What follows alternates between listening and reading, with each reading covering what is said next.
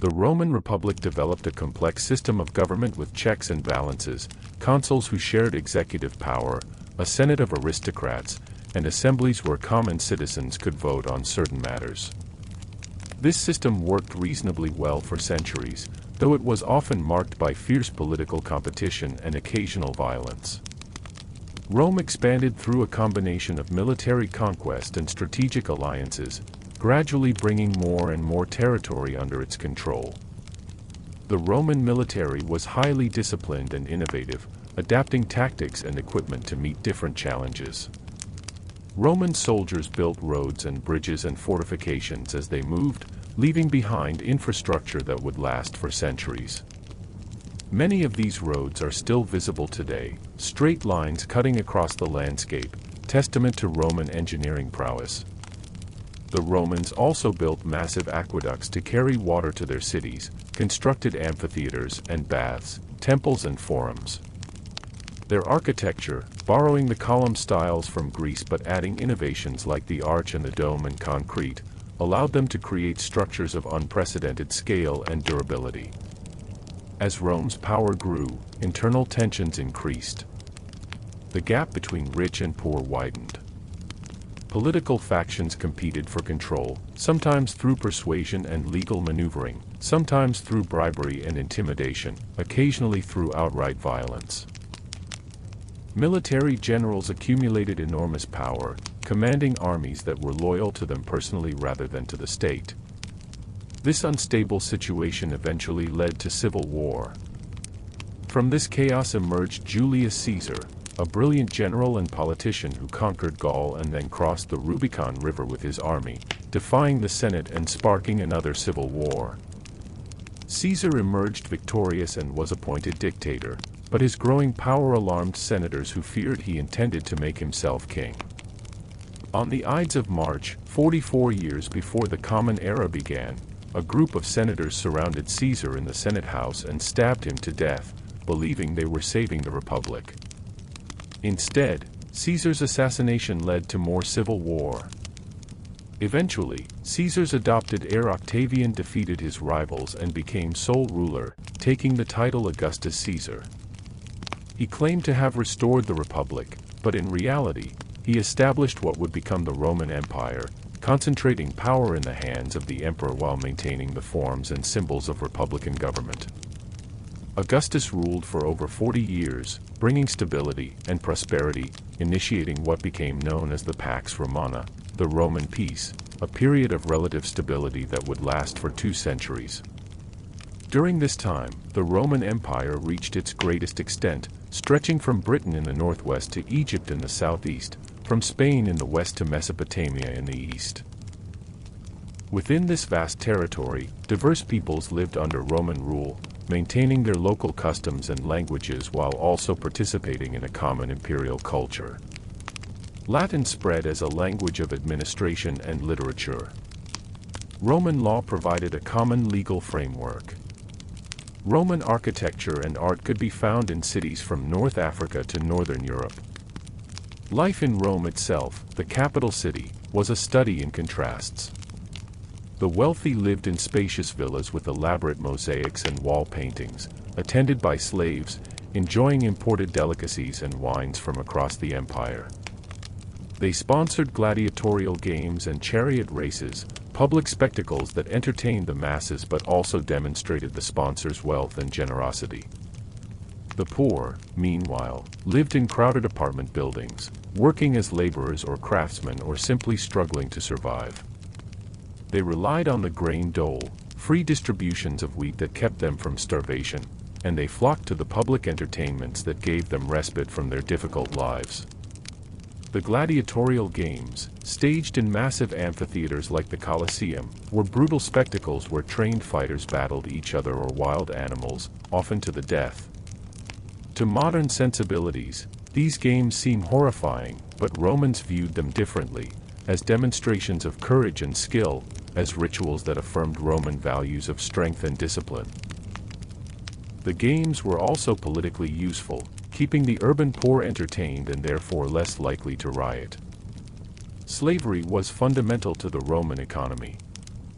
Enslaved people worked on agricultural estates, in urban households, in mines and workshops. Some were treated relatively well, even educated and given significant responsibilities, and might eventually win their freedom. Others endured harsh conditions and back-breaking labor with no hope of escape. On occasion, slaves rebelled, most famously under Spartacus, a gladiator who led a slave revolt that terrified Rome for several years before being crushed with brutal finality. It was during the Roman Empire that Christianity emerged, starting as a small Jewish sect in a distant province and gradually spreading across the empire. Jesus of Nazareth preached in Galilee and Judea during the reign of Augustus's successor Tiberius, gathering followers with his message of divine love and imminent spiritual transformation. His crucifixion by Roman authorities seemed to end the movement, but his followers believed he had risen from the dead, and this belief became the foundation of a new religion. The apostles and other early Christians spread the faith throughout the empire, despite facing persecution. Christianity appealed particularly to the poor and marginalized, offering hope of salvation and eternal life regardless of social status. Christian communities met in private homes, sharing meals and supporting each other, creating tight-knit groups that provided both spiritual meaning and practical assistance. Roman authorities initially ignored Christians but eventually came to see them as a threat. Christians refused to perform the traditional religious rituals that honored the emperor and the Roman gods, insisting they could worship only their one God. This refusal seemed to threaten the social order, and periodic persecutions resulted, with Christians imprisoned, exiled, or executed. These persecutions, while terrible for those who endured them, actually helped the faith spread, as the courage of martyrs impressed onlookers and drew new converts. Eventually, in a dramatic reversal, the Emperor Constantine converted to Christianity in the early 4th century of the Common Era. He attributed his victory in a civil war to the Christian God and subsequently legalized the faith and gave it imperial support. By the end of the 4th century, Christianity had become the official religion of the Roman Empire, a stunning transformation from persecuted sect to state religion. But even as Christianity triumphed, the Roman Empire was weakening. The challenges of governing such a vast territory had always been immense, and by the 3rd and 4th centuries, those challenges were overwhelming the system. Emperors came and went with alarming frequency, often murdered by their own soldiers. The economy struggled. Inflation devalued the currency. The frontiers came under increasing pressure from peoples the Romans called barbarians, Germanic tribes and others who sought to enter the empire, sometimes peacefully, sometimes by force. The empire was divided into eastern and western halves for administrative purposes, each with its own emperor. The eastern half, centered on Constantinople, remained relatively stable and prosperous. The western half, still governed from Rome, grew increasingly chaotic. In the early 5th century, Germanic tribes began moving into the Western Empire in large numbers. Some of these migrations were relatively peaceful, with tribes settling in Roman territory as nominal subjects or allies. Others involved conquest and plunder. In the year 410, the city of Rome itself was sacked by Visigoths led by Alaric, the first time the Eternal City had fallen to a foreign enemy in 800 years. The shock reverberated across the Mediterranean world. If Rome could fall, what was secure? The Western Empire limped along for several more decades, but its authority steadily eroded. Finally, in 476, the last Roman emperor in the West was deposed by a Germanic leader. The Roman Empire in the West had ended, though the empire in the East would continue for another 1,000 years. The fall of Rome initiated what later historians would call the early Middle Ages, sometimes referred to as the Dark Ages, though that term is misleading. While political unity collapsed in Western Europe and cities declined, this was not simply a period of darkness and ignorance. Rather, it was a time of transformation, as new societies emerged from the mixing of Roman, Germanic, and Christian elements. the Christian Church became the primary institution providing continuity with the classical past. Monasteries preserved ancient manuscripts, their monks laboriously copying texts by hand, maintaining literacy and learning when secular institutions had largely collapsed. Monasteries also served as centers of agricultural innovation and as refuges for travelers. The church hierarchy provided a form of organization that transcended local political boundaries, with the Pope in Rome claiming spiritual authority over all of Western Christendom. Various Germanic kingdoms emerged in the former Roman territories. The Franks established themselves in Gaul, the land that would become France.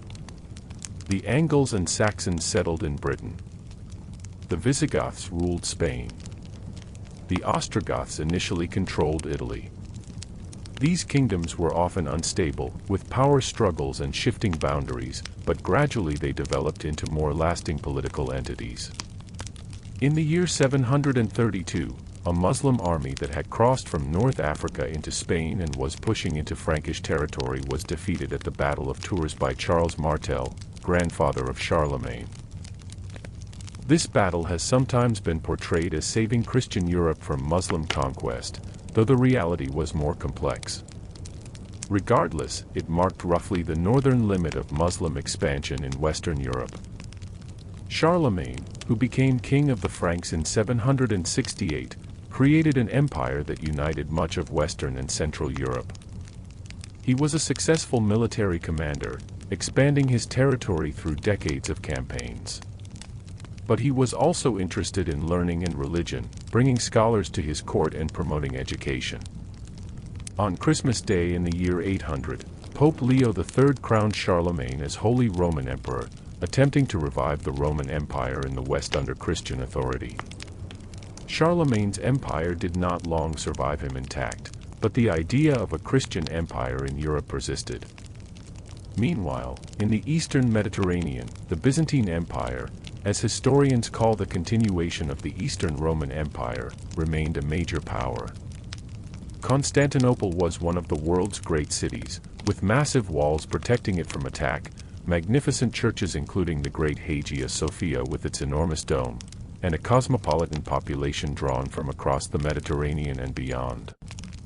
The Byzantine Empire preserved much of Roman law and administration while also being thoroughly Christian and increasingly Greek in culture and language. Byzantine emperors saw themselves as God's representatives on earth, ruling over a divinely ordained Christian empire. The Byzantine Church developed somewhat differently from the Western Catholic Church, with different liturgical practices and theological emphases. This divergence would eventually lead to the Great Schism in 1054, when Eastern Orthodox Christianity and Roman Catholicism formally split, each claiming to be the true faith. To the south and east of the Byzantine Empire, a new religion had emerged that would reshape vast portions of the world. In the early 7th century, in the Arabian city of Mecca, a merchant named Muhammad began receiving revelations that he believed came from God, conveyed by the angel Gabriel. These revelations, later written down as the Quran, became the foundation of Islam, a monotheistic faith that saw itself as the culmination and correction of the earlier revelations given to Jews and Christians. Muhammad preached in Mecca, calling for worship of the one God, Allah, and for social justice and moral reform. He faced opposition from the Meccan elite, who saw his message as threatening to their power and to the profitable pilgrimage trade centered on the Kaaba, the ancient shrine in Mecca. Eventually, Muhammad and his followers fled to the nearby city of Medina, an event called the Hijra, which marks the beginning of the Islamic calendar. In Medina, Muhammad became not just a religious leader but a political and military one. He led his followers in battles against the Meccans and gradually gained power. Eventually, he returned to Mecca as a conqueror, but he was magnanimous in victory, destroying the idols in the Kaaba and reconsecrating it to the worship of the one God, but sparing the city and most of its people. By the time of his death in 632, Muhammad had united much of the Arabian Peninsula under Islam. After Muhammad's death, his followers, led by a series of caliphs, or successors, launched a wave of conquests that was breathtaking in its speed and scope. Arab Muslim armies defeated both the Byzantine and Persian empires, conquering Syria, Palestine, Egypt, Mesopotamia, and Persia within just a few decades. They pushed west across North Africa and into Spain, and east into Central Asia and eventually to the borders of India and China. This rapid expansion created a vast Islamic empire, or caliphate, stretching from Spain to Central Asia. Within this territory, Arabic became the language of administration and religion, and Islam spread, though conquered populations were not generally forced to convert. Christians and Jews, as fellow people of the book, were allowed to practice their faiths, though they paid special taxes and accepted lower social status. The Islamic world became a center of learning and culture. Baghdad, the capital of the Abbasid Caliphate, grew into one of the world's great cities, home to scholars, poets, and artists from across the empire. The House of Wisdom in Baghdad brought together scholars who translated ancient Greek philosophical and scientific texts into Arabic, preserving knowledge that might otherwise have been lost. These scholars didn't merely preserve ancient learning but built upon it, making advances in mathematics, astronomy, medicine, and philosophy. Islamic scholars developed algebra as a branch of mathematics, refined the use of zero and decimal notation, and calculated the Earth's circumference with remarkable accuracy. They created astrolabes and other instruments for astronomical observation. Physicians like Ibn Sina, known in the West as Avicenna, wrote medical texts that would be used for centuries. Philosophers like Ibn Rushd, known as Averroes, wrote commentaries on Aristotle that would eventually influence Christian scholastic philosophy in Europe. Islamic culture also flowered in architecture and art. The great mosques with their domes and minarets, decorated with elaborate geometric patterns and calligraphy since Islamic tradition generally avoided depicting living figures, represented a distinctive aesthetic. Gardens were designed as earthly paradises, with fountains and shade trees offering respite from the heat. Poetry was highly valued, with court poets composing intricate verses about love and wine, mysticism and mortality. Back in Europe, feudalism had developed as a system of social and economic organization. In a world where central authority was weak and life was often dangerous, people sought protection and stability through personal relationships of loyalty and obligation. Lords granted land, called fiefs, to vassals in exchange for military service. The vassals, in turn, might grant portions of their land to their own vassals, creating a hierarchy of obligations. At the bottom were the peasants, who worked the land and owed labor and a portion of their crops to their lords. Most peasants were serfs, legally bound to the land and unable to leave without their lord's permission. Life for medieval peasants was hard and precarious. They lived in small villages, working the fields from dawn to dusk, raising whatever crops would grow in their particular region, wheat and barley in some areas, oats and rye in others. They kept small gardens near their homes, raised chickens and pigs, perhaps a cow or two. Their houses were simple, often just a single room with a dirt floor, walls of wattle and daub, a thatched roof. The fire in the central hearth provided warmth and a place to cook, but also filled the house with smoke since there was often no proper chimney. The rhythm of peasant life followed the seasons. Spring meant plowing and planting, back-breaking work that had to be done quickly to take advantage of the brief planting season. Summer meant tending the crops, weeding and watching for pests and hoping for the right balance of sun and rain. Fall brought harvest, a time of intense labor but also of celebration if the harvest was good, for a good harvest meant survival through the winter. Winter was a time of relative rest from field work but also of danger, as stored food had to last until spring and illness could prove fatal when people were weakened by cold and inadequate nutrition. The church was central to medieval life, providing not just spiritual guidance but also a shared culture and calendar. Sundays and holy days brought respite from work, opportunities to gather at the village church for Massachusetts. The church's calendar of saints' days and religious festivals marked the passage of time and provided moments of celebration. For peasants whose lives were often monotonous and difficult, these religious observances offered meaning and hope, the promise that suffering in this life would be rewarded in the next. Noble life, by contrast, centered on warfare and displays of status. Knights trained from boyhood in the arts of combat, learning to fight on horseback with lance and sword. They were expected to embody the ideals of chivalry, courage in battle, loyalty to their lord, courtesy to other knights, and protection of the weak, though this last ideal was often honored more in the breach than the observance. Tournaments provided opportunities for knights to demonstrate their martial skills in relatively controlled combat, jousting with lances or fighting with swords, competing for prizes and prestige. Castles served as both residences for the nobility and defensive fortifications.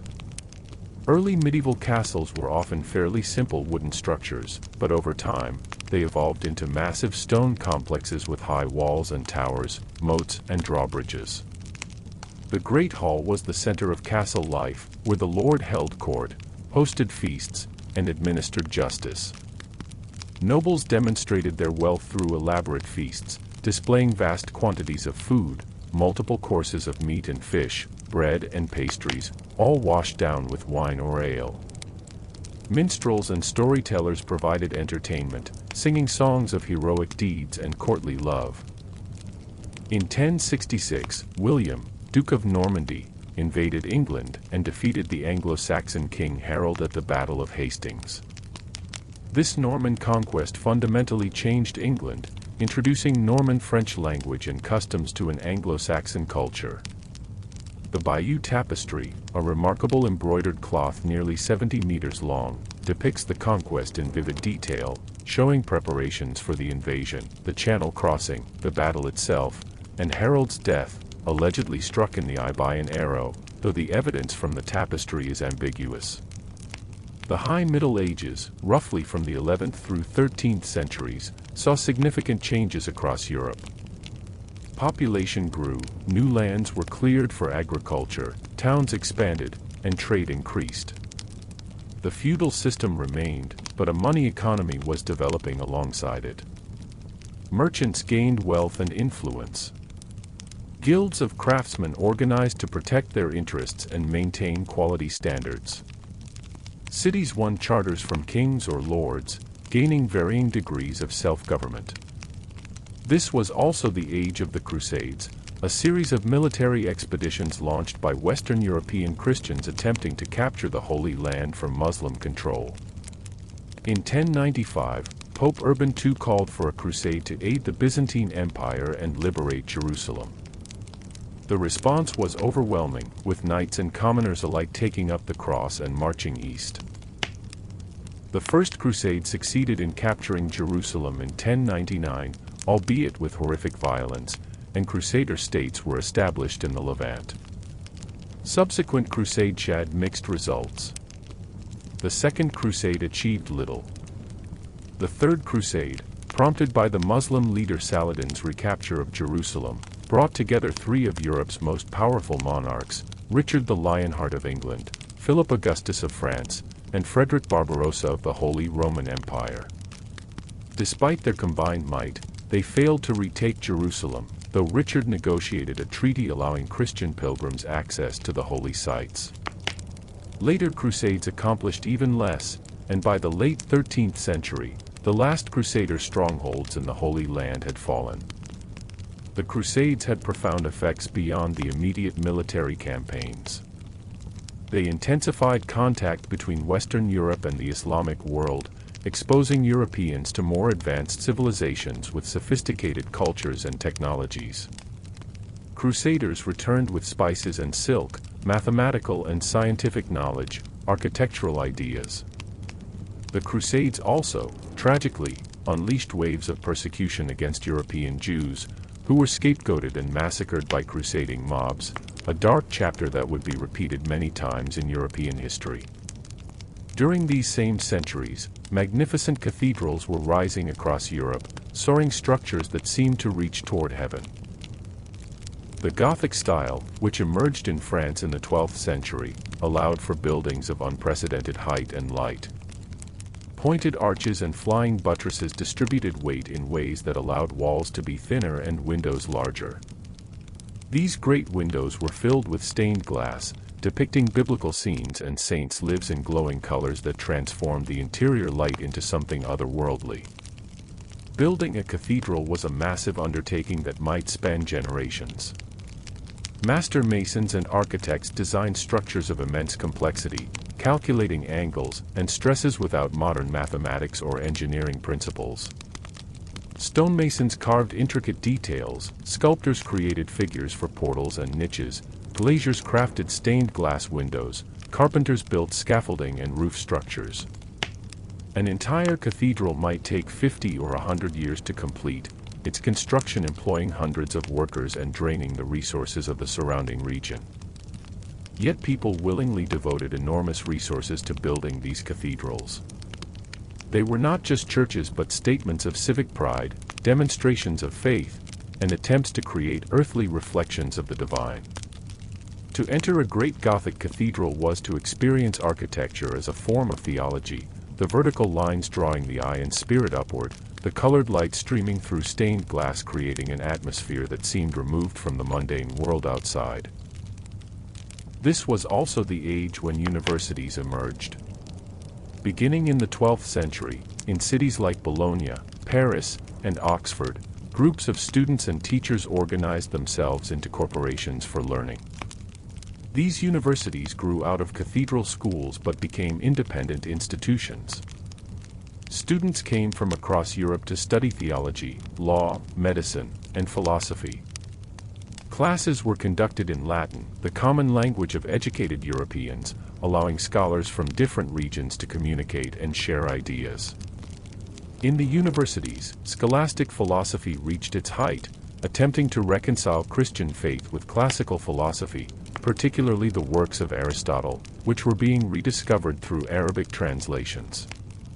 Thomas Aquinas, a Dominican friar teaching in Paris in the 13th century, wrote the Summa Theologica, a massive work attempting to systematically explain all Christian doctrine and demonstrate its rational basis. His work represented the apex of medieval attempts to show that faith and reason were compatible, that truth revealed by God through Scripture and church teaching was consistent with truth discovered through philosophical investigation. While scholars debated in universities, ordinary people's lives continued to follow patterns established over generations. But those patterns could be disrupted by forces beyond anyone's control. Harvest failures led to famine. Warfare, endemic in medieval Europe, brought destruction and death. Disease was an ever-present danger, understood poorly and treated with limited success. Medieval medicine combined practical experience. Surgeons could set bones and treat wounds, with theories inherited from ancient Greek physicians, particularly the idea that health depended on balancing four humors: blood, phlegm, yellow bile, and black bile. Treatments often involved bloodletting or herbal remedies, some of which had genuine medicinal properties while others were useless or harmful. Then, in the 14th century, Europe was struck by a catastrophe of unimaginable proportions. The Black Death, a pandemic of bubonic plague, swept across the continent beginning in 1347. It arrived via trading ships from the east, spreading with terrifying speed. Within just a few years, perhaps a third of Europe's population had died, some regions losing even more. Villages were abandoned, fields went unplowed, the social fabric tore. The plague's symptoms were horrifying: painful swellings called buboes in the lymph nodes, fever, chills, and often death within days of the first symptoms appearing. No one understood what caused the plague or how it spread. Some blamed bad air, others God's judgment, still others scapegoated minorities, particularly Jews, leading to massacres. None of these explanations were correct. The disease was actually transmitted by fleas carried by rats, but this would not be discovered for centuries. The psychological impact of the Black Death was profound. When a third of the population dies in just a few years, the survivors are changed. Some responded with increased religious devotion, joining flagellant movements where participants whipped themselves in public processions, seeking to appease God's wrath. Others responded with hedonism, a sense that life was so uncertain one might as well enjoy whatever pleasures were available. Art from the period often featured death as a theme, with depictions of the dance of death showing skeletons leading people from all walks of life to their doom, a reminder that death comes for everyone regardless of status. The plague also had economic and social consequences. With so many workers dead, labor became scarce and wages rose. Peasants found they could demand better conditions or simply leave their manors to seek opportunities elsewhere, despite laws attempting to prevent this. The rigid feudal system began to crack under these pressures. The old order was not destroyed, but it was weakened, and changes that might have taken centuries happened in decades. In the East, the Byzantine Empire was slowly shrinking, losing territory to various enemies. The Fourth Crusade, in one of history's great betrayals, had actually attacked Constantinople in 1204, sacking the Christian city and establishing a short-lived Latin empire. Though the Byzantines eventually reclaimed their capital, the empire never fully recovered. Meanwhile, a new power was rising, the Ottoman Turks, who had converted to Islam and were expanding from Anatolia into the Balkans. In 1453, after a siege lasting nearly 2 months, Ottoman forces under Sultan Mehmed II captured Constantinople, bringing the Byzantine Empire to an end. The great city, which had stood for over 1,000 years as the capital of the Eastern Roman Empire, became the capital of the Ottoman Empire. The Hagia Sophia, the magnificent church that had served as the center of Eastern Orthodox Christianity, was converted into a mosque. This event sent shockwaves through Christian Europe, but it also marked the beginning of what would be a long period of Ottoman power and cultural florescence. Back in Western Europe, the late Middle Ages saw significant political developments. The 100 Years' War between England and France, which actually lasted 116 years from 1337 to 1453, began as a succession dispute but became a long, grinding conflict that devastated much of France. The war saw the rise of new military technologies, particularly the longbow and later firearms, which changed the nature of warfare. It also saw the remarkable story of Joan of Arc, a young peasant woman who claimed divine guidance led her to help the French Dauphin reclaim his throne. She achieved stunning military successes before being captured, tried for heresy, and burned at the stake at age 19, later to be declared a saint. In Italy, something remarkable was beginning to happen, a cultural movement that we call the Renaissance, meaning rebirth. In cities like Florence, Venice, and Rome, there was a renewed interest in the art, literature, and learning of classical antiquity. Wealthy merchants and bankers, particularly the Medici family in Florence, became patrons of the arts, commissioning works from talented artists and supporting scholars who studied ancient texts. Renaissance artists developed new techniques that allowed them to create more realistic and emotionally powerful works. They studied perspective, learning to create the illusion of three-dimensional space on a two-dimensional surface. They studied human anatomy, sometimes by dissecting corpses, so they could depict the human body with anatomical accuracy. They experimented with oil paints, which allowed for subtle gradations of color and light. Leonardo da Vinci embodied the Renaissance ideal of the universal man, accomplished in multiple fields. He was a painter who created some of the world's most famous artworks, including the Mona Lisa and the Last Supper. He was also an inventor who designed flying machines and submarines and weapons, though most of his inventions were never built. He filled notebooks with observations about nature, drawings of plants and animals and human bodies, studies of water and light, questions about how things work. His curiosity was boundless, his talent extraordinary, though he often left projects unfinished, moving on to the next fascination.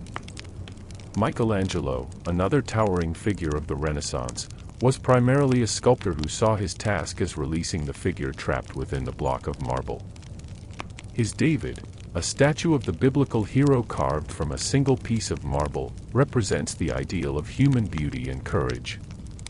Called to Rome by Pope Julius II, Michelangelo spent 4 years lying on scaffolding painting the ceiling of the Sistine Chapel with scenes from Genesis, including the iconic image of God giving life to Adam, their fingers nearly touching. Later, he would paint the Last Judgment on the chapel's altar wall, a swirling composition of hundreds of figures ascending to heaven or descending to hell. The Renaissance was not just about art but also about literature and philosophy. Scholars called humanists studied ancient Roman and Greek texts, seeking wisdom about how to live well. They learned classical Latin and Greek, translated ancient works, and wrote their own books imitating classical styles.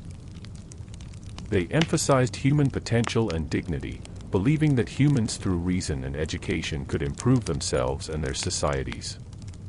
This humanistic philosophy represented a shift from medieval thought, which had emphasized human sinfulness and the need for divine grace, though Renaissance humanists remained largely Christian and did not see their ideas as contradicting faith. The invention of the printing press by Johannes Gutenberg around 1450 revolutionized the spread of ideas. Before printing, books were copied by hand, a laborious process that made them expensive and rare. Gutenberg's press used movable type, individual letters that could be arranged to form words and pages, used to print multiple copies, then rearranged for the next page. The first major book printed on the Gutenberg press was the Bible, but soon presses were publishing all sorts of texts, classical works, contemporary literature, scientific treatises, religious pamphlets. The printing press made books much more affordable and widely available. Ideas that once might have circulated only among a small group of scholars could now reach much wider audiences. This would have profound consequences, particularly in spreading religious ideas that challenged church authority. In 1492, after centuries of Muslim rule in Iberia, the last Muslim kingdom, Granada, fell to the Christian monarchs Ferdinand and Isabella. That same year, these monarchs sponsored Christopher Columbus on a voyage that would accidentally discover, from a European perspective, an entire hemisphere that Europeans had not known existed. Columbus was seeking a westward route to Asia, believing that by sailing west across the Atlantic, he could reach the rich markets of China and India. He miscalculated the Earth's circumference, thinking Asia was much closer than it actually is. When he reached land after sailing west for 5 weeks, he believed he had reached islands off the coast of Asia. In reality, he had stumbled upon the Caribbean islands, part of a continent that Europeans would come to call the New World. Columbus made 4 voyages to the Caribbean, never realizing he had discovered a new continent. He was not even the first European to reach the Americas. Norse voyagers had established a short-lived settlement in North America 5 centuries earlier. But Columbus's voyages initiated sustained contact between Europe and the Americas, beginning what historians call the Columbian Exchange, a massive transfer of plants, animals, diseases, and people between the eastern and western hemispheres. The consequences of this exchange were enormous. European diseases like smallpox, measles, and typhus, to which Native Americans had no immunity, devastated indigenous populations. Some estimates suggest that within a century of contact, 90% of Native Americans had died from disease, an apocalypse of unimaginable scale. Meanwhile, crops from the Americas, corn, potatoes, tomatoes, chocolate, tobacco, transformed agriculture and diet in Europe, Africa, and Asia. The potato, in particular, would become a staple crop that allowed Europe's population to grow significantly. Spanish conquistadors, motivated by desire for gold and glory and religious fervor to convert indigenous peoples to Christianity, explored and conquered vast territories in the Americas. Hernán Cortés conquered the Aztec Empire in Mexico. Francisco Pizarro conquered the Inca Empire in Peru. These conquests were achieved by relatively small numbers of Spanish soldiers, aided by indigenous allies who had their own grievances against these empires, by European weapons and horses which gave military advantages, and catastrophically by disease which weakened native resistance.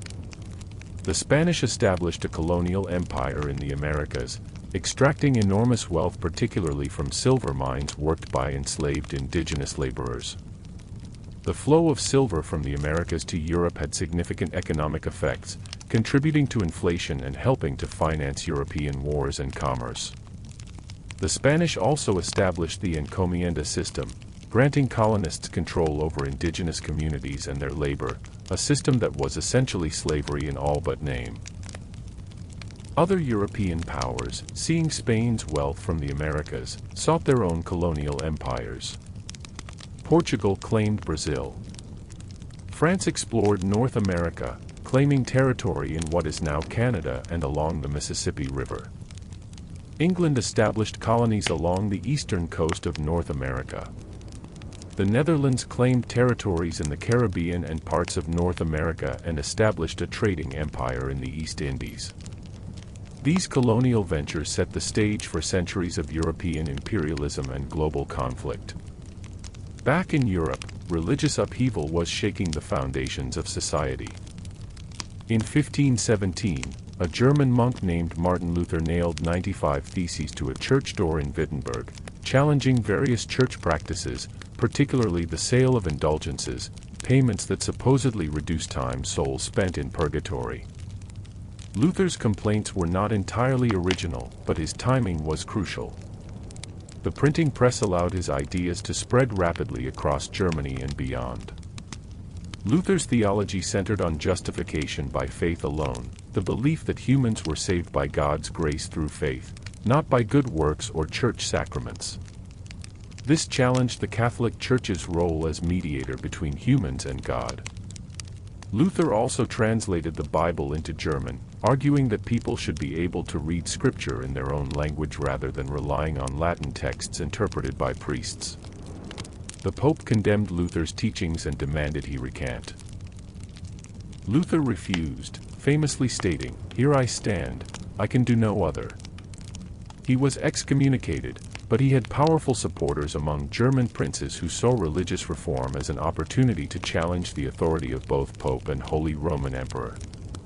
The Protestant Reformation had begun, and it would split Western Christianity into competing faiths, leading to over a century of religious warfare. The Reformation took different forms in different places.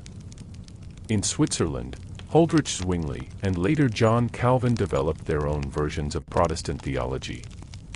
Calvin emphasized predestination, the belief that God had already determined who would be saved and who damned, and that humans could do nothing to change this. This might seem like a teaching that would lead to despair or fatalism, but Calvin argued that believers should live godly lives as evidence of their salvation, creating communities of the faithful who enforce strict moral codes. In England, the Reformation took a different path. King Henry VIII sought to annul his marriage to Catherine of Aragon so he could marry Anne Boleyn, hoping she would give him a male heir. When the Pope refused to grant the annulment, Henry broke with Rome, declaring himself the supreme head of the Church of England. The English Reformation was thus initially more political than theological, though Protestant ideas would gradually influence Anglican theology and practice.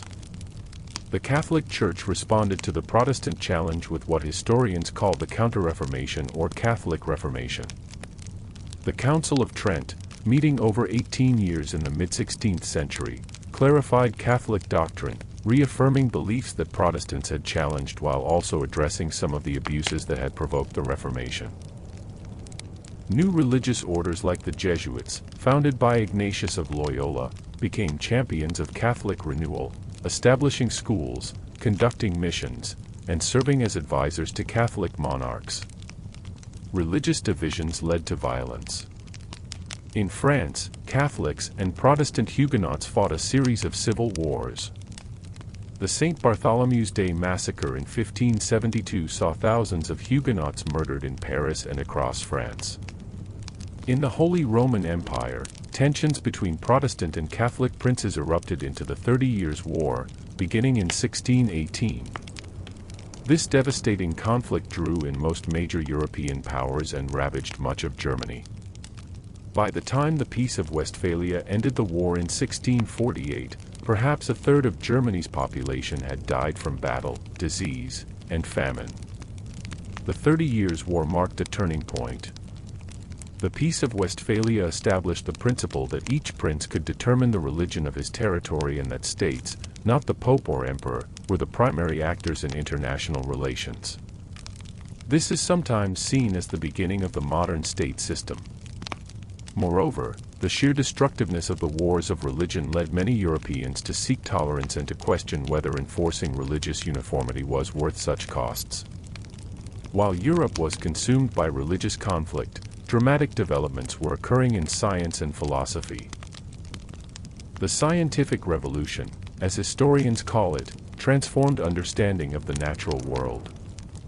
For over 1,000 years, Europeans had largely accepted the ancient Greek view of the cosmos, with Earth at the center and the sun, moon, planets, and stars revolving around it in perfect circular orbits. This geocentric model fit with common sense. The Earth certainly seemed stationary, and with biblical passages that appeared to describe the sun moving across the sky. In 1543, Nicholas Copernicus published a book proposing a heliocentric model, with the sun at the center and the Earth and other planets revolving around it. This was not a completely new idea. Ancient Greek astronomers had proposed it, but Copernicus developed it in mathematical detail. However, his model was not obviously superior to the geocentric one, and it faced both scientific objections and religious opposition since it seemed to contradict scripture and displace humanity from the center of creation. Galileo Galilei, using the newly invented telescope in the early 17th century, made observations that supported the heliocentric model. He saw moons orbiting Jupiter, proving that not everything revolved around Earth. He saw phases of Venus, which made sense if Venus orbited the Sun but not if it orbited Earth.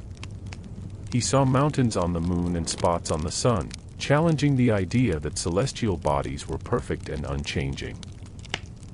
Galileo's support for Copernicanism brought him into conflict with the Catholic Church.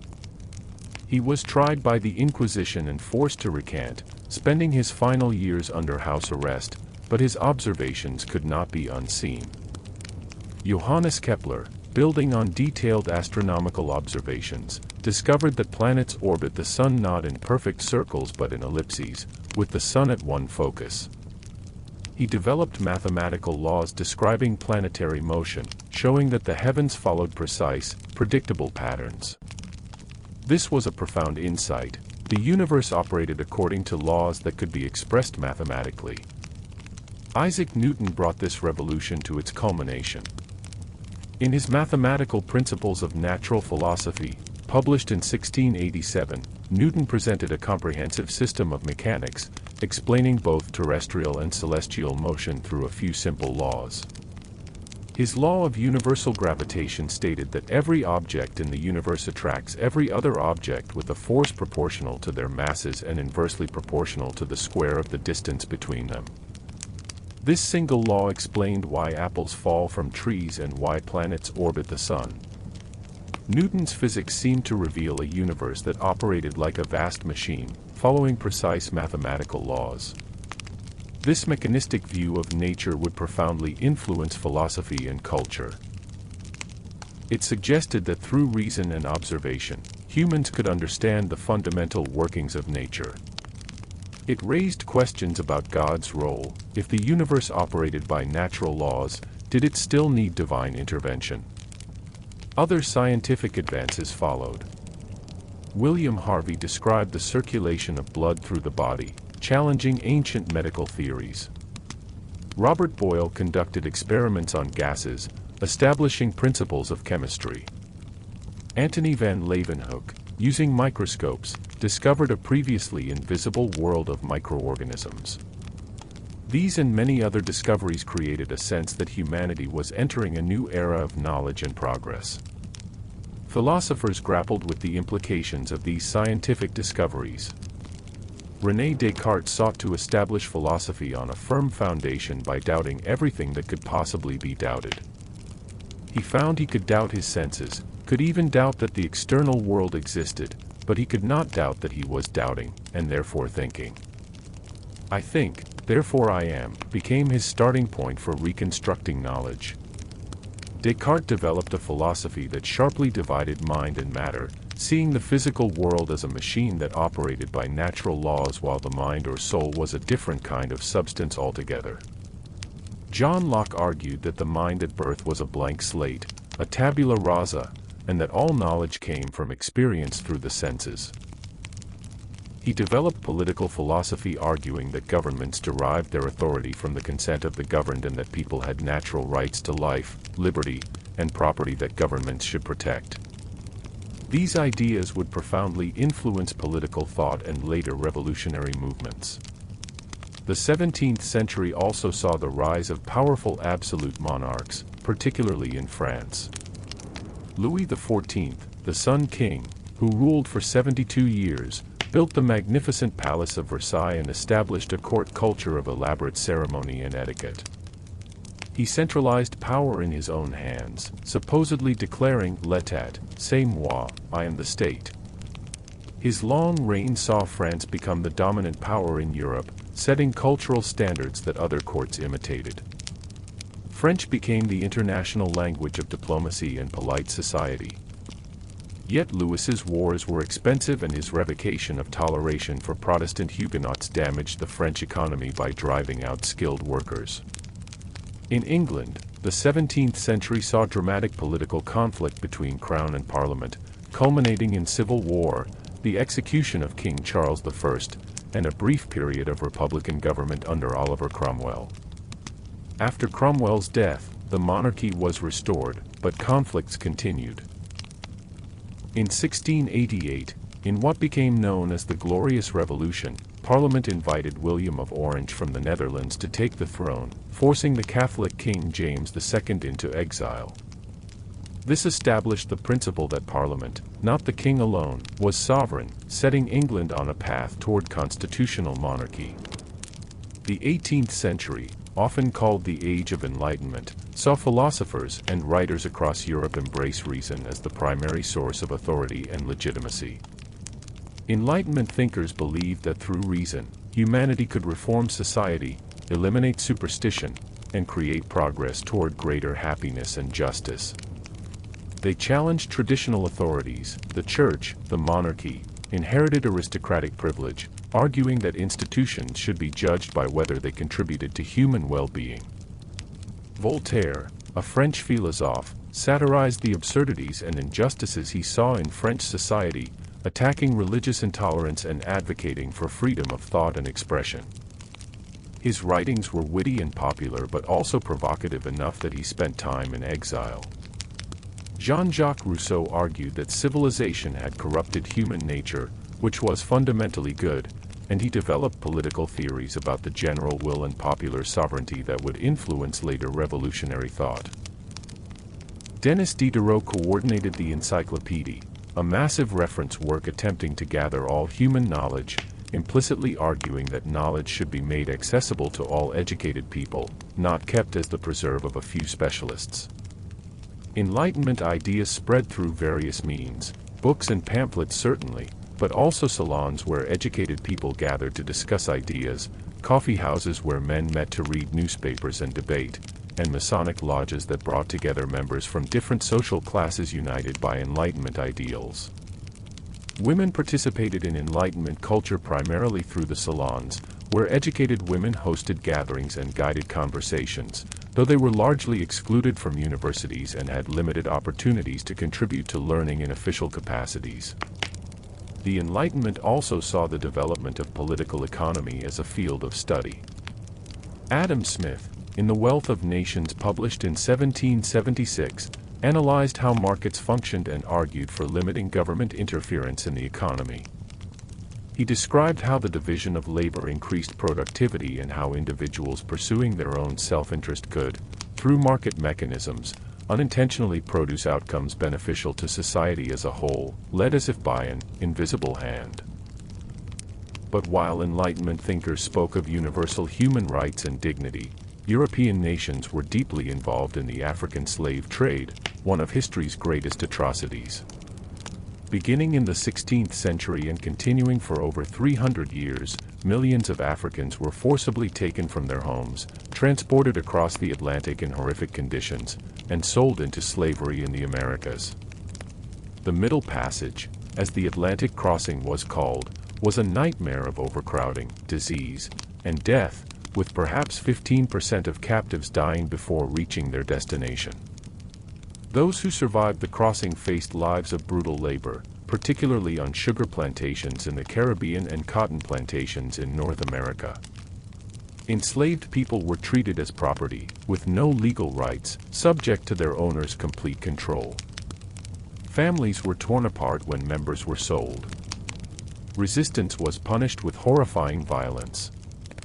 Yet enslaved people maintained their humanity, creating communities, preserving aspects of African culture, developing new forms of music and religion, and resisting their enslavement in both small daily acts and occasional large-scale revolts. The slave trade and slave labor were enormously profitable, generating wealth that helped finance Europe's economic development and creating powerful interests invested in maintaining the system. When some began to argue that slavery was morally wrong, they faced opposition from those who benefited economically. Nevertheless, an abolitionist movement gradually developed, first in Britain and then in other countries, arguing on both moral and religious grounds that slavery must be ended. In the late 18th century, revolutionary movements challenged the old political order. Britain's North American colonies, frustrated by taxation without representation and other grievances, declared independence in 1776. The Declaration of Independence, drafted primarily by Thomas Jefferson, proclaimed that all men are created equal and endowed with unalienable rights, including life, liberty, and the pursuit of happiness. These were radical claims, drawing on Enlightenment philosophy to assert that governments existed to secure people's rights and derive their authority from the consent of the governed. The American Revolution succeeded after a long war, aided by French support motivated more by rivalry with Britain than by revolutionary ideals. The United States established a republic with a constitution that divided power among different branches of government and between federal and state levels, attempting to prevent tyranny while maintaining effective government. This experiment in republican government was watched with interest across the Atlantic. In 1789, France erupted in revolution.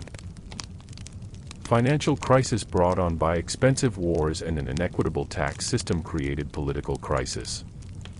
When King Louis XVI called the Estates General, a representative body that had not met in over a century, to address the crisis, representatives of the Third Estate, commoners, declared themselves a national assembly and began drafting a constitution.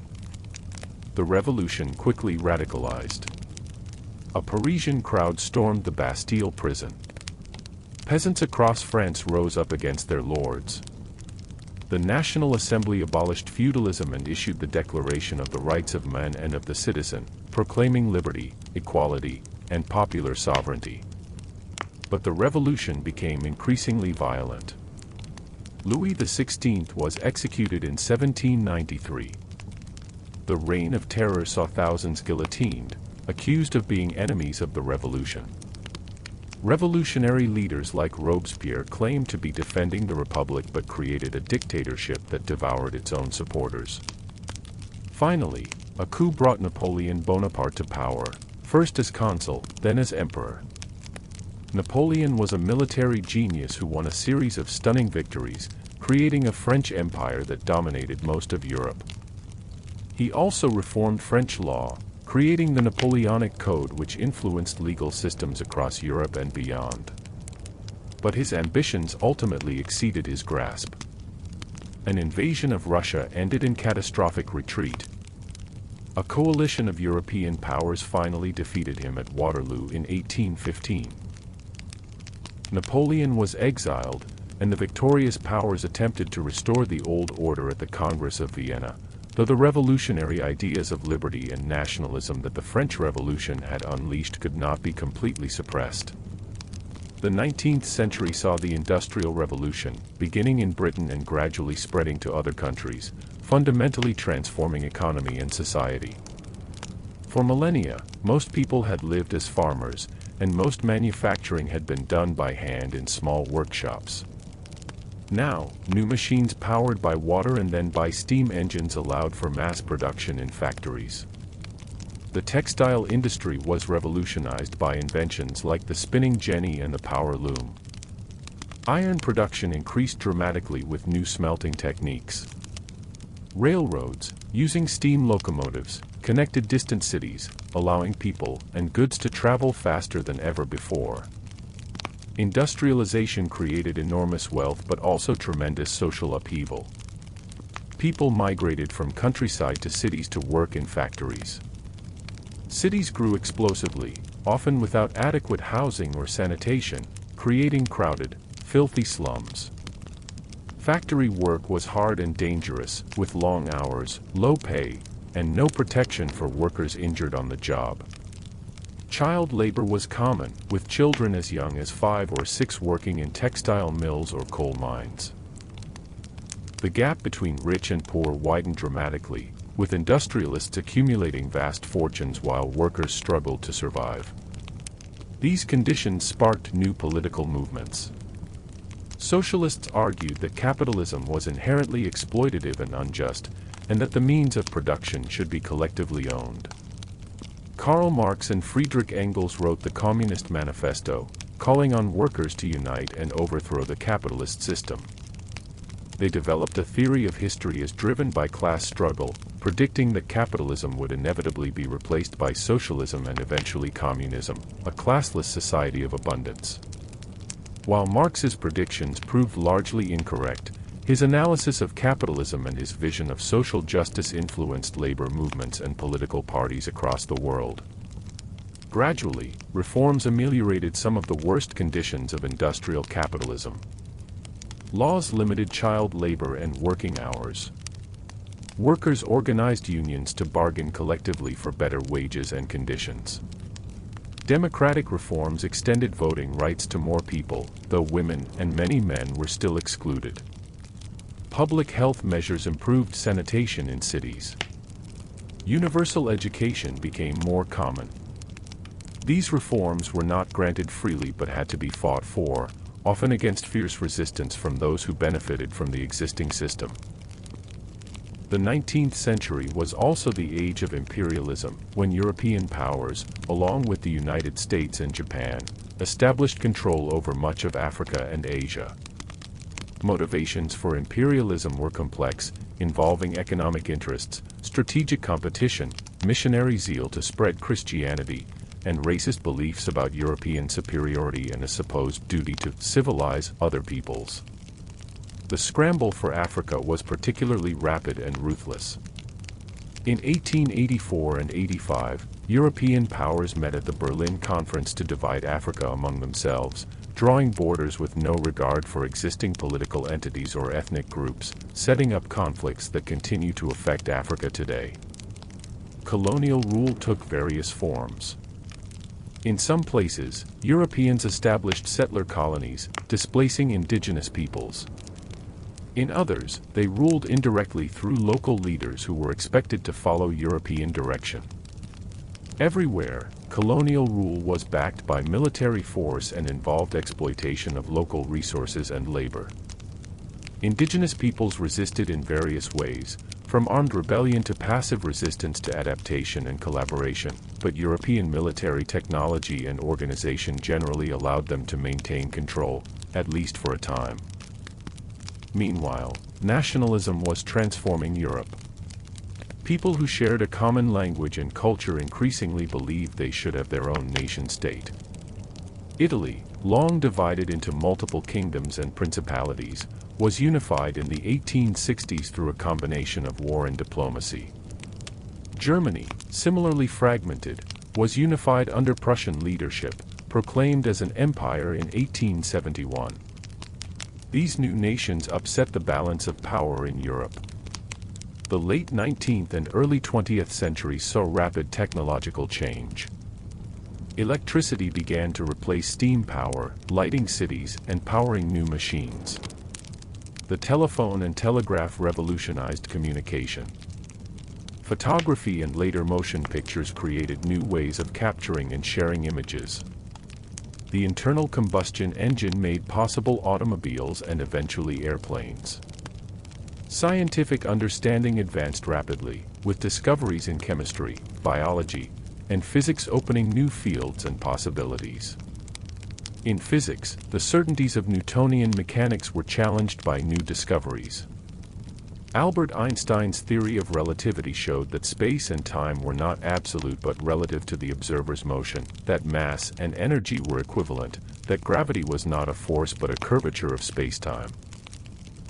Quantum mechanics revealed that at the atomic scale, matter and energy behaved in ways that defied common sense, with particles existing in multiple states simultaneously until observed, with uncertainty built into the fundamental nature of reality.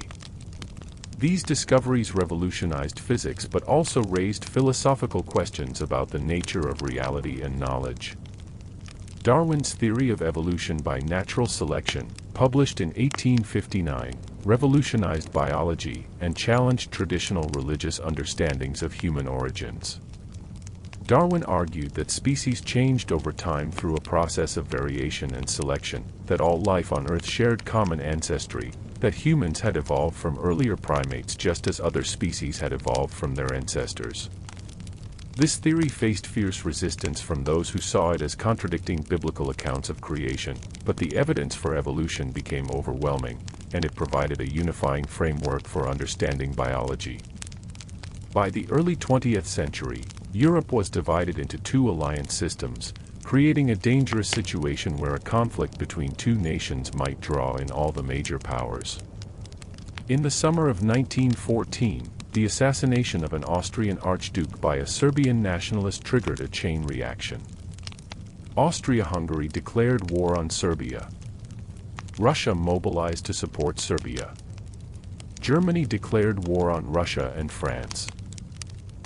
Germany invaded Belgium to attack France, bringing Britain into the war. Within weeks, most of Europe was at war. The First World War was unlike any previous conflict. New weapons, machine guns, artillery, poison gas, tanks, airplanes, submarines, made warfare more deadly than ever. Millions of soldiers faced each other across lines of trenches stretching from the English Channel to the Swiss border, living in mud and filth, enduring artillery bombardments, occasionally going over the top to attack across no man's land, usually to be mowed down by machine gun fire. Offensives that were supposed to bring breakthrough and victory instead resulted in horrific casualties for minimal territorial gain. The war dragged on for 4 years, grinding up millions of lives. Entire generations of young men were killed or maimed. The home fronts were mobilized for total war, with economies reorganized to support the military effort, women taking on work previously done by men, governments controlling food distribution and production. The war also spread beyond Europe, with fighting in Africa and the Middle East, and eventually drawing in the United States in 1917. When the war finally ended in November 1918, the cost was staggering. Perhaps 9 million soldiers had been killed, millions more wounded, and millions of civilians had died from violence, disease, and famine. 4 great empires had collapsed: the German, Austrian-Hungarian, Russian, and Ottoman. Europe was exhausted and traumatized. The idealism and optimism of the pre-war years had been shattered. The war had demonstrated that modern industrial civilization could be turned to destruction on an unprecedented scale. The peace settlement imposed harsh terms on Germany, including massive reparations payments and territorial losses. Many Germans saw this as unjust, creating resentments that would later be exploited by extremist movements. The war also redrew the map of Europe and the Middle East, with new nations emerging from the ruins of fallen empires. Poland reappeared after more than a century of partition. Czechoslovakia, Yugoslavia, and other nations were created from the territory of Austria-Hungary. The Ottoman Empire was dismantled, with Britain and France taking control of much of the Middle East under League of Nations mandates, drawing borders that often cut across ethnic and religious communities, planting seeds of future conflict. In Russia, the strains of war had brought revolution. In 1917, the Tsarist regime collapsed, replaced first by a provisional government and then, in October, by a Bolshevik government led by Vladimir Lenin.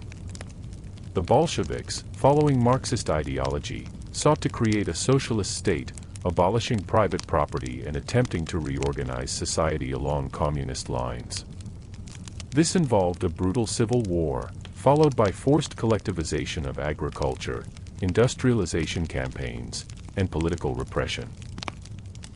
Under Lenin's successor, Joseph Stalin, the Soviet Union became a totalitarian state where the Communist Party controlled every aspect of life and millions died in purges, forced labor camps, and an engineered famine in Ukraine. The trauma of the First World War, combined with economic instability, created conditions for the rise of extremist movements across Europe. In Italy, Benito Mussolini came to power, establishing a fascist dictatorship that glorified the state, militarism, and national greatness. In Germany, economic crisis and political chaos provided opportunity for Adolf Hitler and the Nazi Party. Hitler exploited nationalist resentments about the Treaty of Versailles, scapegoated Jews and other minorities, and promised to restore German greatness. Once in power, he quickly established a totalitarian dictatorship, crushing opposition, beginning persecution of Jews, and preparing for a war of conquest. The 1920s had seemed, at least in the United States and parts of Western Europe, a time of prosperity and cultural innovation. Cities sparkled with electric lights and jazz music, women gained new freedoms, art and literature experimented with radical new forms. But this prosperity was built on unstable foundations. In 1929, the stock market crashed, triggering the Great Depression. Banks failed, businesses closed, unemployment soared. Millions found themselves without work or hope, standing in bread lines, losing their homes. The Depression was not limited to the United States but spread across the world, creating economic and social crises that undermined faith in capitalism and democracy. In the United States, President Franklin Roosevelt's New Deal attempted to address the Depression through government intervention in the economy, providing relief for the unemployed, creating jobs through public works projects, regulating banks and the stock market. These programs were controversial and their effectiveness debated, but they represented a significant expansion of government's role in economic and social life, establishing programs like Social Security that would become permanent features of American society. Yet even as nations struggled with economic crisis, another war was approaching. Hitler began violating the Treaty of Versailles, rebuilding Germany's military, remilitarizing the Rhineland, annexing Austria. When he demanded territory from Czechoslovakia, Britain and France, hoping to avoid war, agreed to his demands at Munich in 1938, a policy of appeasement that failed to satisfy Hitler's ambitions. In September 1939, Germany invaded Poland. Britain and France declared war. The Second World War had begun. This war would prove even more catastrophic than the first. Germany's blitzkrieg tactics, combining tanks and aircraft in coordinated assault, allowed rapid conquest of Poland, Denmark, Norway, the Netherlands, Belgium, and France. By the summer of 1940, Germany controlled most of Western Europe and only Britain remained undefeated in the West. The Battle of Britain saw the German Air Force attempt to gain air superiority over Britain in preparation for invasion, but the Royal Air Force, fighting desperately in the skies over southern England, managed to defeat the German offensive, forcing Hitler to postpone and ultimately abandon invasion plans. In June 1941, Germany invaded the Soviet Union in a massive operation involving millions of troops. Initially, German forces advanced rapidly, capturing vast territories and millions of prisoners. But the Soviet Union did not collapse as Hitler expected. Soviet resistance stiffened, and as winter approached, German forces found themselves unprepared for the brutal cold. The Battle of Stalingrad, lasting from August 1942 to February 1943, became one of the war's turning points. In desperate urban combat, Soviet forces surrounded and eventually forced the surrender of an entire German army. From then on, Soviet forces slowly but inexorably pushed westward, ultimately reaching Berlin in April 1945. The war in the Pacific had begun when Japan, seeking to create an empire in East Asia and secure access to resources, attacked Pearl Harbor in December 1941, bringing the United States into the war. Japanese forces rapidly conquered vast territories, but American industrial might eventually turned the tide. Island-hopping campaigns across the Pacific slowly pushed Japanese forces back toward their home islands, with battles like Iwo Jima and Okinawa showing how desperately Japanese forces would resist, raising the specter of enormous casualties if the Allies had to invade Japan proper. Instead, the United States used a new weapon, the atomic bomb, developed in secret by scientists including many refugees from Nazi Europe. In August 1945, atomic bombs destroyed the cities of Hiroshima and Nagasaki, killing over 100,000 people immediately and many more from radiation effects. Japan surrendered. The Second World War was over, but humanity had entered the atomic age, possessing weapons that could destroy entire cities and potentially all human civilization. The war's human cost was almost incomprehensible. Perhaps 60 million people died, including millions of civilians. Cities were reduced to rubble. Entire populations were displaced. And there was the Holocaust, Nazi Germany's systematic murder of 6 million Jews along with millions of others deemed undesirable, Roma, people with disabilities, political opponents, Soviet prisoners of war, homosexuals. The Nazis had created an industrial system of death, building concentration camps and extermination camps where people were worked to death or murdered in gas chambers, their bodies burned in crematoria. The scale and systematic nature of this genocide was unprecedented, forcing humanity to confront the depths of evil that supposedly civilized people could perpetrate. After the war, the world attempted to build a more peaceful order. The United Nations was created as an international organization to prevent future wars. The Universal Declaration of Human Rights articulated principles of human dignity and rights. The Nuremberg trials prosecuted Nazi leaders for crimes against humanity, establishing precedents for international justice. European nations began a process of integration that would eventually become the European Union, attempting to bind former enemies together through economic cooperation. But even as the world tried to build peace, new tensions emerged. The alliance between the United States and the Soviet Union, never comfortable, quickly broke down as fundamental differences in ideology and interests created conflict. The Soviet Union established communist governments in Eastern European countries it had liberated from Nazi control, creating what Winston Churchill called an Iron Curtain dividing Europe. The United States and Western European nations formed NATO, a military alliance. The Cold War had begun, a global confrontation between capitalist democracy and communist totalitarianism that would last for over 4 decades. The Cold War never became a direct military conflict between the superpowers, both possessed nuclear weapons, and war between them risked mutual annihilation. Instead, the conflict played out through proxy wars in other countries, through competition for influence in the developing world, through espionage and propaganda, through an arms race that consumed vast resources.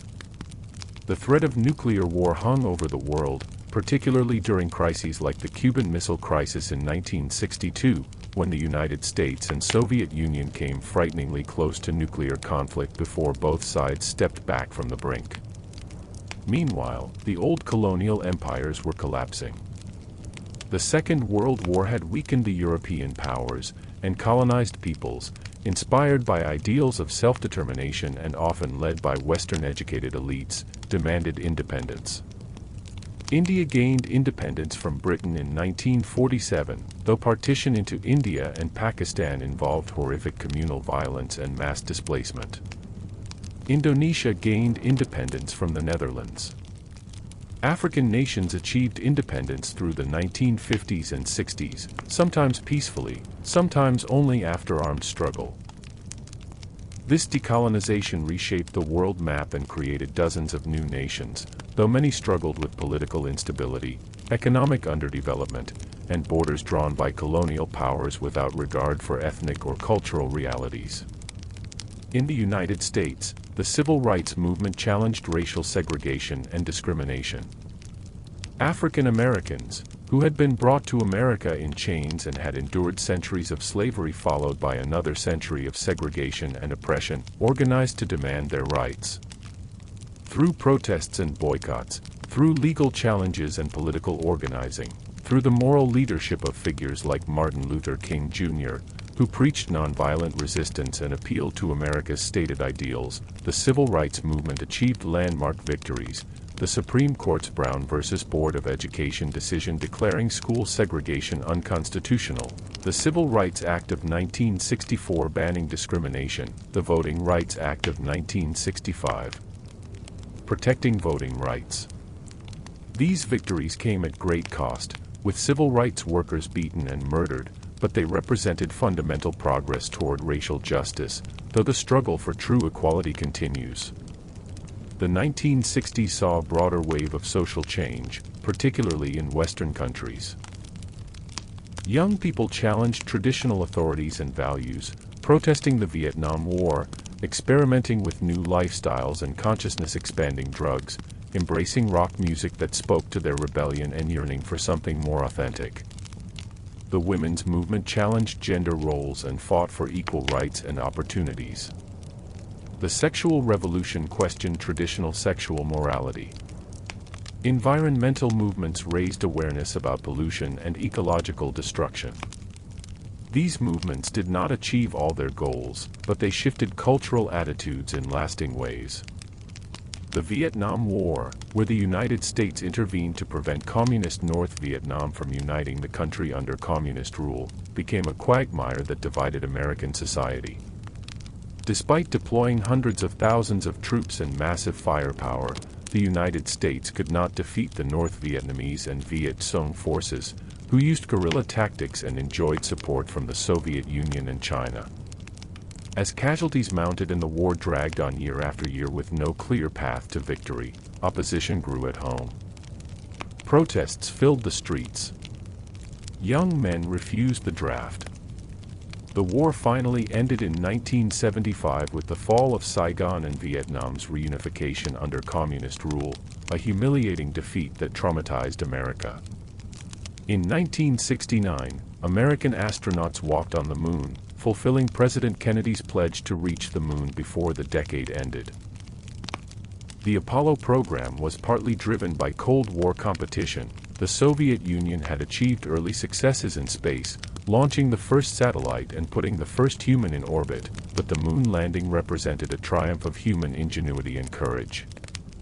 Watching Neil Armstrong descend the lunar module's ladder and take that first step on another world, hearing his words, "That's one small step for man, one giant leap for mankind," people around the world felt a sense of shared human achievement, a moment when humanity had transcended earthly divisions to reach for the stars. The 1970s brought economic troubles to Western nations as the long post-war boom ended. Oil price shocks, triggered when Arab oil-producing nations embargoed exports to nations supporting Israel in the Yom Kippur War, sent economies into recession.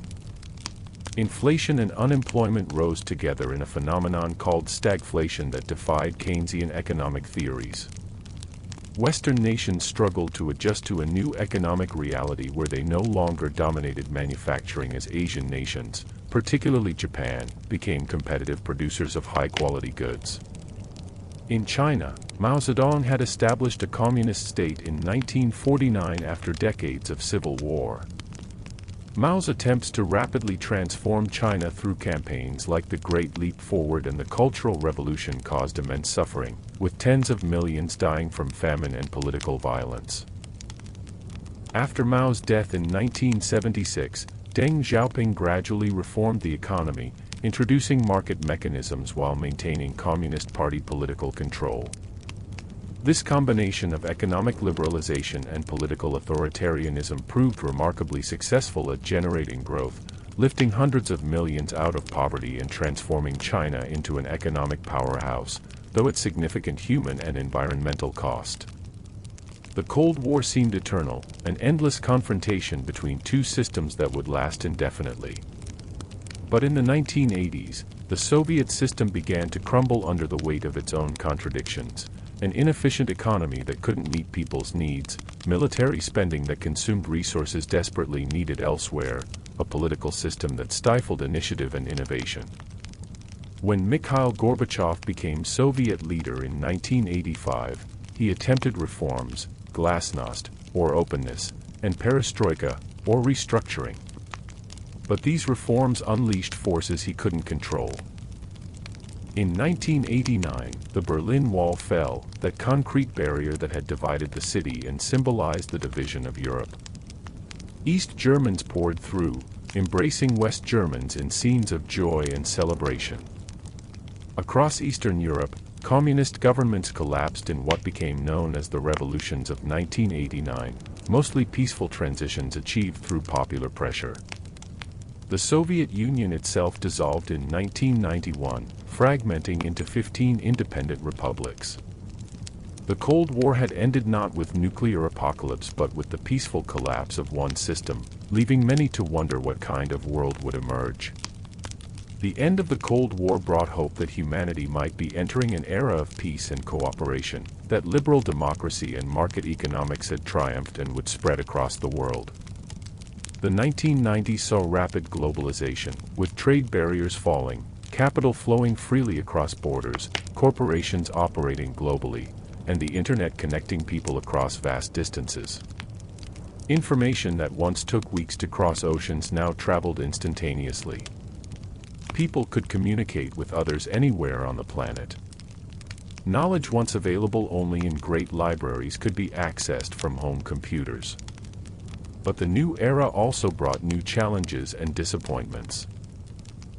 The Balkans erupted in brutal wars as Yugoslavia fragmented, with ethnic cleansing and genocide recalling the darkest chapters of European history. In Rwanda, ethnic tensions exploded into genocide as Hutu extremists murdered hundreds of thousands of Tutsis in just a few months while the world failed to intervene. These events demonstrated that history had not ended, that humanity had not transcended the capacity for collective violence and hatred. On September 11, 2001, terrorist attacks destroyed the World Trade Center towers in New York and damaged the Pentagon, killing nearly 3,000 people. The attacks, carried out by Al-Qaeda, an extremist Islamist group, shocked Americans and much of the world.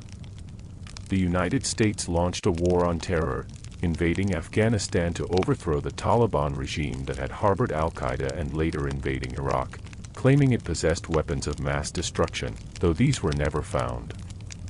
These wars would drag on for years, costing trillions of dollars and hundreds of thousands of lives, destabilizing the Middle East, and raising profound questions about the effectiveness and morality of military intervention.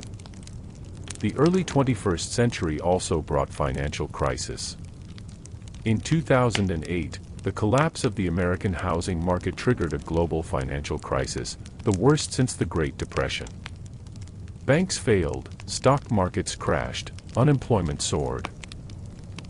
Governments intervened with massive bailouts and stimulus programs, preventing complete economic collapse but leaving economies weakened and many people disillusioned with a system that seemed to benefit the wealthy while ordinary people suffered. Technology continued its relentless advance. Smartphones put powerful computers in billions of pockets, connecting people in ways once unimaginable. Social media platforms allowed anyone to broadcast to the world, democratizing communication but also enabling the spread of misinformation and creating new forms of social pressure and surveillance. Artificial intelligence began to achieve remarkable capabilities, raising both hopes for solving complex problems and fears about job displacement and loss of human control. Climate change emerged as perhaps the greatest challenge facing humanity. For decades, scientists had warned that human activities, particularly burning fossil fuels, were releasing carbon dioxide and other greenhouse gases that were warming the planet. The evidence became overwhelming: temperatures rising, ice caps melting, sea levels increasing, weather patterns shifting, extreme weather events becoming more frequent. Yet despite international agreements and growing public awareness, global emissions continue to rise, as economic growth remained tied to fossil fuel use and powerful interests resisted change. Humanity faced the prospect that within lifetimes, the planet could become significantly less hospitable, with coastal cities flooded, agricultural patterns disrupted, millions displaced, ecosystems collapsed. And yet, even as challenges mounted, human capacity for creativity and compassion persisted. Scientists worked on technologies that might mitigate climate change, renewable energy becoming cheaper and more efficient, electric vehicles becoming viable, carbon capture being developed. Medical advances extended lifespans and reduced suffering, vaccines eliminated diseases that once killed millions, treatments were developed for cancers and chronic illnesses, understanding of the human body and mind advanced. People continued to create art and music, to tell stories, to find beauty and meaning in existence. The COVID-19 pandemic that emerged in late 2019 reminded humanity of its vulnerability, as a novel virus spread across the globe, overwhelming healthcare systems, killing millions, forcing lockdowns and disruptions to normal life. Yet the pandemic also demonstrated human capability. Scientists developed effective vaccines in record time. Healthcare workers risked their lives to care for the sick. Communities found ways to support each other through crisis. The pandemic was a trauma, but perhaps also a reminder of our interconnection, that what happens anywhere affects everyone, that we share a common fate on this small planet. Looking back across the vast sweep of human history, from those first upright walkers on African savannas to the complex, interconnected, technological civilization of today, certain patterns emerge. Humans have always been creative, inventing tools and techniques, developing languages and cultures, creating art and music and stories. We have always lived in societies, cooperating with others to accomplish what we could not alone, but also competing and sometimes inflicting terrible violence on each other. We have always sought meaning, trying to understand our place in the cosmos, creating religions and philosophies, asking the fundamental questions that have no final answers. Progress, if we can call it that, has not been steady or inevitable. Civilizations have risen and fallen. Knowledge has been gained and lost. Technologies have brought both benefits and harms. Ideals of justice and human dignity have inspired movements for change but have also been honored more in rhetoric than reality. The arc of history does not bend automatically toward justice. People must bend it through struggle and sacrifice. What we can say is that human capacity has expanded remarkably. We can do things our ancestors could not imagine: fly across oceans in hours, communicate instantaneously across the globe, cure diseases that once were death sentences, understand the fundamental particles and forces that constitute reality, even leave our planet to walk on other worlds. We have created vast stores of knowledge, complex institutions, beautiful works of art and architecture and literature. We have, at least in principle if not always in practice, recognized ideals of human equality and dignity that once were denied. And yet, we face challenges as daunting as any in our history. How do we live sustainably on a finite planet? How do we bridge divides of wealth and power that create suffering and injustice?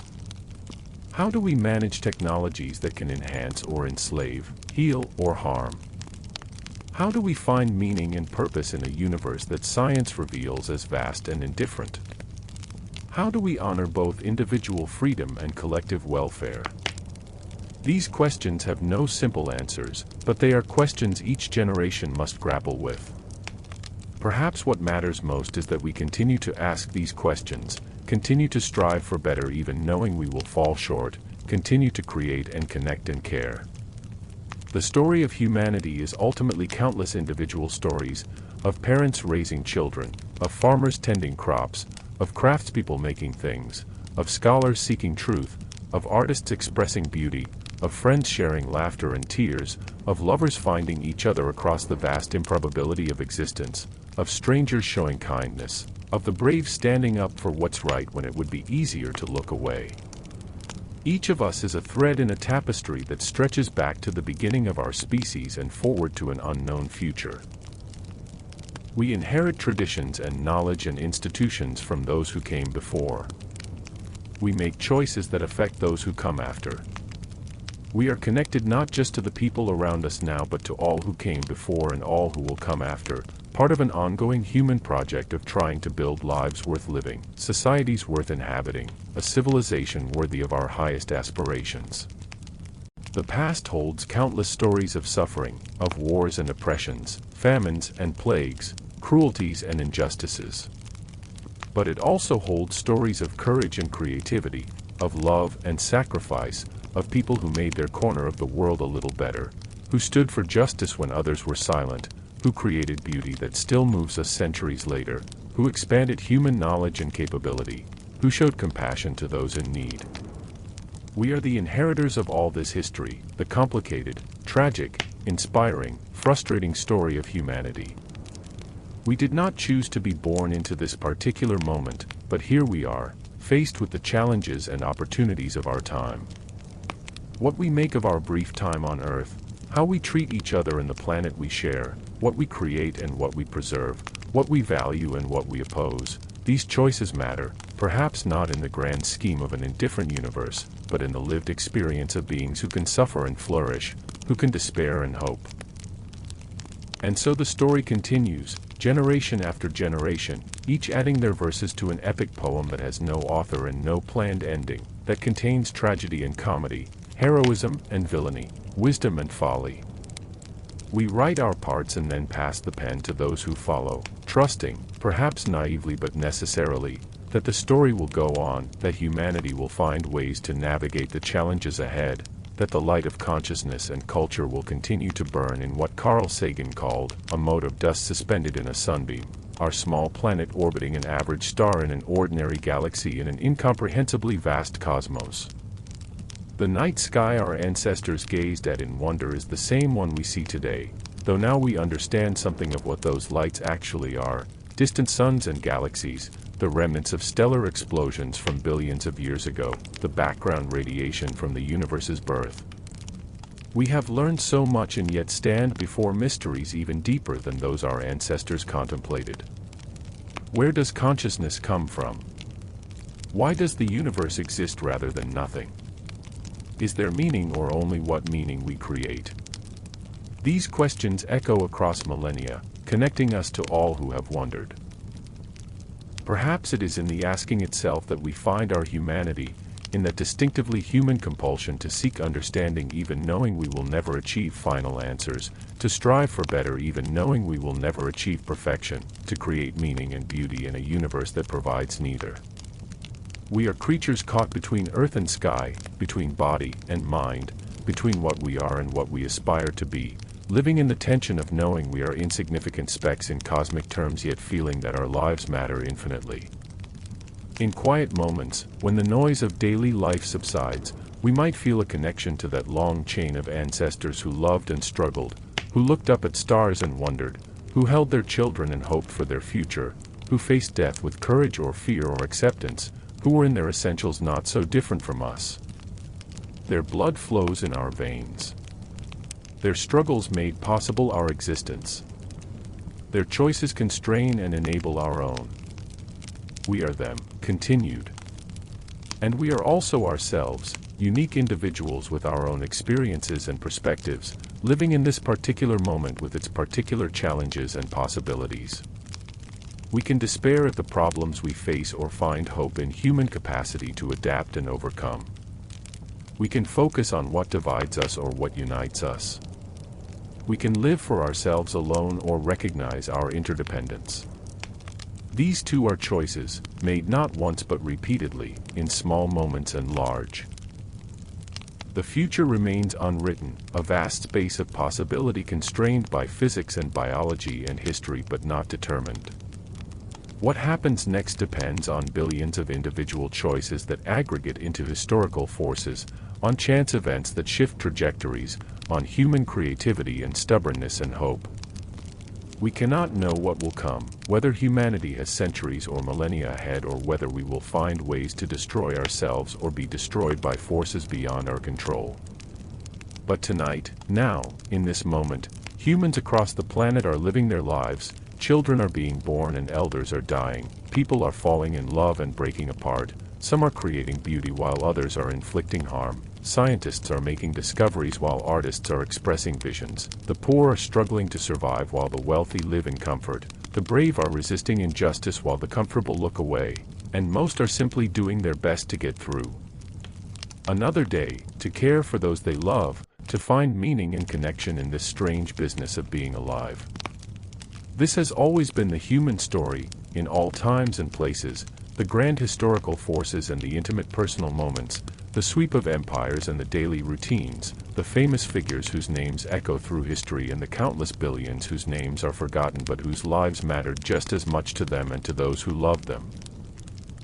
All of it together forms the story of our species, this remarkable accident of evolution that became conscious and reflective, that learned to speak and write and paint and build, that spread across a planet and perhaps will one day spread beyond. And now, as we drift towards sleep, we carry with us this sense of connection to vast stretches of time, to people and places distant in miles and centuries but connected to us through the simple fact of shared humanity. We are all walking each other home, as Ram Dass said, all trying to make sense of existence, all seeking love and meaning, all eventually returning to the earth that gave us birth. The ancient rhythms continue, day following night, seasons turning, generations succeeding one another. The particular forms change but the pattern persists, birth and growth, learning and striving, connection and loss, the bittersweet beauty of temporary existence. We appear for a brief moment, contribute what we can or fail to, experience joy and suffering, love and loneliness, wonder and confusion, and then pass from the stage, making room for those who follow. In this way, human history is not something distant and finished but ongoing, not something we observe from outside but something we participate in, not just the story of kings and wars and revolutions but the story of every person who has ever lived, including us, including you, here, now, part of this great unfolding, this experiment in consciousness and culture, this mysterious journey from origins we don't fully understand toward a future we cannot see. Rest now in this knowledge, that you are part of something vast and ancient and ongoing, that countless others have faced challenges like yours, have wondered and worried and hoped as you do, have found ways to carry on despite everything. You are connected to them and to all who will come after, a link in a chain that stretches from the deep past toward an open future, carrying forward the light of consciousness and culture, the attempt to live well and love truly and leave the world a little better than you found it. Sleep now, and in sleeping join that ancient human ritual of surrendering consciousness, trusting that the world will continue without your vigilance, that tomorrow will come with new challenges and opportunities, that the story goes on. Sleep and dream, as humans have always dreamed, perhaps of the past we have explored together, perhaps of futures yet to come, perhaps of nothing at all but the quiet darkness that precedes awakening. The story of humanity continues, but for now, for you, let it rest. The struggles and triumphs, the sorrows and joys, the questions and mysteries, all of it will be there tomorrow. For now, there is only this moment, this breath, this gentle fading into sleep, this deep peace that comes from knowing you are part of something larger than yourself, something that has endured across vast stretches of time and will continue after you, something worth celebrating and preserving and passing on. And so we arrive at the end of this particular telling, though history itself has no ending, only pauses between chapters, only transitions between verses of an infinitely long song. May you rest well, may you dream peacefully, May you wake tomorrow with renewed energy to write your own verses in this ongoing human story. May you find moments of beauty and connection. May you contribute what you uniquely can contribute. May you be part of the great human project of creating meaning and reducing suffering and passing the light forward. The ancient stars still shine in the darkness. The earth still turns beneath us. Life continues its complex dance. And somewhere, always, someone is standing in wonder before the mystery of existence, feeling what our earliest ancestors felt, asking what they asked, connected across time and space by the simple fact of being human, of being conscious and reflective, of being capable of love and curiosity and hope. Rest now in that knowledge. Rest in the long embrace of history, surrounded by the countless millions who came before and the countless millions who will come after. Rest knowing that your brief flicker of consciousness and care matters, adds something irreplaceable to the great pattern, and contributes to the ongoing human story in ways you may never fully know. The night deepens. The world grows quiet. And in this stillness, we can almost hear the whisper of all those voices across time, speaking words of comfort and encouragement, reminding us that we are not alone, have never been alone, and are part of something vast and mysterious and precious, the human family, stumbling forward through time, making mistakes and learning from them, falling and rising, hurting and healing, and always somehow finding ways to continue, to hope, to love, to build, to create, and to carry forward the light.